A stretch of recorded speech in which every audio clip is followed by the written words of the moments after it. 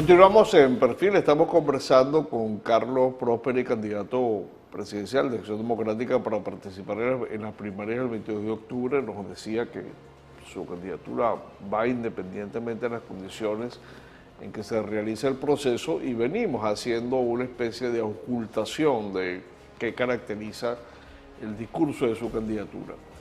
Y hay dos cosas que consideramos esencial que la quisiéramos tocar en este segmento. Una de ellas tiene que ver con la propuesta que ha hecho ya la precandidata de ingeniero María Corina Machado de la venta de acciones de PDVSA. Acción Democrática es un partido socialdemócrata. ¿Y qué posición tiene Acción Democrática frente a esa realidad cuando, de acuerdo a lo que establece su tesis económica y sus bases ideológicas, Acción Democrática jamás estaría de acuerdo en vender las acciones de PDVSA, que dice Carlos Prosperi en la Acción Democrática de hoy? Pero desde luego, o sea, fíjate, Joel, nosotros debemos decir, y hace unos días, por cierto, coloqué un tuit, cuando uno vio unas declaraciones del expresidente de los Estados Unidos, Donald Trump, decir que ellos pretendían apoderarse del petróleo venezolano, vergonzosas las declaraciones. Y ojo, nosotros rechazamos desde un primer momento este tipo de declaraciones. Y más un partido nacionalista y antiimperialista. Totalmente. Ojo, claro. Así como rechazamos también que en algún momento vengan los cubanos y digan que el petróleo es de ellos, pues no, el petróleo es de nuestros hermanos venezolanos y nosotros lo tenemos que defender. Pero así como defendemos también la estatal petrolera, como defendemos PDVSA, también tenemos que decir que lamentablemente PDVSA hoy está en ruinas gracias a la politización de quienes están hoy en Miraflores. Y eso se tiene que acabar, porque aquí nosotros tenemos que devolver la meritocracia a las empresas, como lo decimos los llaneros, zapatero a su zapato. El que conoce PDVSA tiene que ir a PDVSA, el que conoce de minas tiene que ir a minas, el que conoce agricultura tiene que ir a agricultura, pero no podemos seguir improvisando. Y nosotros lo hemos manifestado, yo lo dije en el tuit que coloqué. Si de algo nos tenemos que sentir orgullosos dentro de Acción Democrática es que nosotros llevamos a cabo la nacionalización de la industria petrolera. Entonces sería contradictorio yo decir, bueno, yo quiero llegar a ser el presidente de Venezuela porque vamos a privatizar PDVSA. Ahora, no. ¿Por qué se descartan ideas como, por ejemplo, cuando decimos vamos a vender las acciones, no es otra cosa que entregar las empresas a holding económicos que vienen de otro país a hacer inversiones que son por lo demás necesarias?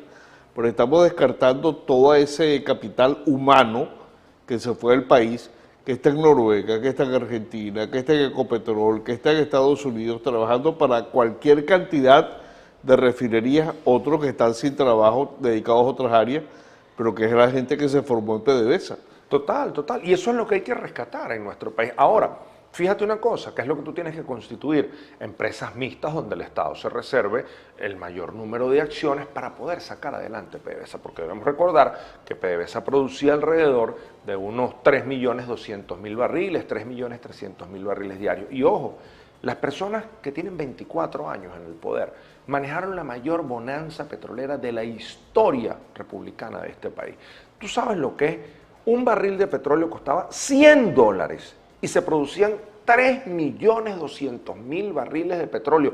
Multiplíquelo por 100, se acaban los ceros. Bueno, la calculadora se acaba y no se logran ver los ceros. O sea, ¿dónde está ese dinero que se produjo en los mejores momentos? Y fíjate algo, yo en estos días hablaba con el doctor Montilla, que estábamos en una gira en Apure, su gobernador del estado de Apure, y yo le decía al doctor José Tomás Montilla, dice, doctor, yo quisiera que hagamos un ejercicio aquí práctico. Supongamos que hoy PDVSA está produciendo 600.000 barriles de petróleo diario.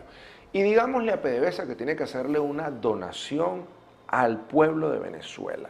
Y hagan una parte, pues el barril de petróleo está en un promedio de los 100 aproximadamente, de $30 nada más. O sea, 30, de un solo día.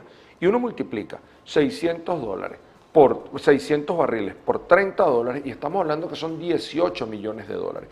Tú con 18 millones de dólares puedes comprar una flota de ambulancias de 335 ambulancias para mandarle a cada uno de los municipios una ambulancia. Bueno, no hay voluntad. Y cuando uno va a los pueblos, uno ve que lamentablemente en los municipios no hay ni una moto para trasladar a los enfermos. Ahora, pero cuando la economía está concentrada en el ingreso que se obtiene por la vía de la venta del petróleo, y de las negociaciones que haga la empresa petrolera y tenemos el resto de la economía deprimida, Bueno, ¿de dónde vendrá el financiamiento en un inicio de gestión de gobierno para lo que pasa es que cumplir con lo que usted está diciendo? hay algunas cosas de las que no se rinden cuenta, porque el arco minero lo siguen explotando. O sea, el tema es transparencia.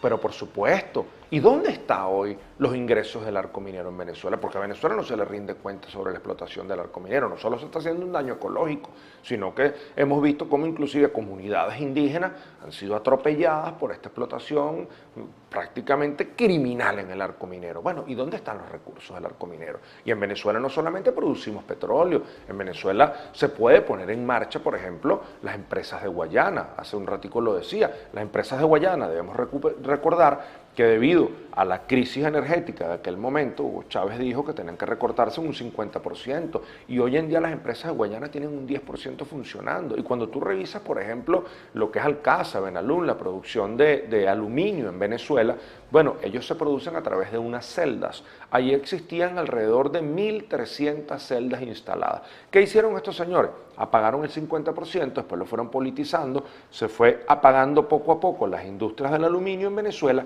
y esas celdas, cuando tú las apagas, se congelan, y una vez que se congelan, mueren. Bueno, hoy ¿sabes cuántas celdas hay? Alrededor de unas 130, 140 celdas. Las demás se perdieron. Y ese daño a la República, ¿dónde están los responsables? Bueno, no hay voluntad. Nosotros tenemos que entender que no es que vamos a seguir siendo un país dependiente de la renta petrolera, pero que tenemos que elevar la producción nacional para empezar a atender la situación. Y una de las cosas más importantes, nosotros casi no hablamos del turismo, y podemos poner ejemplos como República Dominicana. República Dominicana, ¿de que vive del turismo? ¿Y qué tiene República Dominicana que no tiene Venezuela? O sea, nosotros tenemos médanos, tenemos nieve. Hasta el muchacho más pobre habla inglés porque sabe que esa es su vida. O sea, porque esa es su vida, el turismo. Se forman para poder atender a las personas. Y bueno, ¿y por qué en Venezuela no podemos atraer el turismo? Bueno, lamentablemente no hay una atracción de turismo porque hay inseguridad en Venezuela, y lo debemos reconocer, porque hay problemas eléctricos graves, porque hay problemas con el combustible, y la gente no tiene cómo hacer turismo en este país. Pero nosotros tenemos absolutamente todo para ser una gran potencia, y yo estoy convencido que lo vamos a recuperar y lo vamos a hacer en función de nuestro pueblo. En ese proceso de diversificación usted viene de un estado caracterizado por la producción agrícola portuguesa en las mismas condiciones. 72% de la siembra de caña de azúcar en Venezuela nada más está en Portuguesa, el estado que más produce azúcar, que endulza el paladar de los venezolanos hoy en día, en la etapa de zafra, obviamente. Y en relación al maíz y al arroz hay una buena contribución en este sentido, con algunas diversificaciones que se han hecho en materia de soya, en materia del girasol que ha vuelto. Pero la situación en el campo es muy deprimida, y la economía de este estado depende fundamentalmente de la agricultura.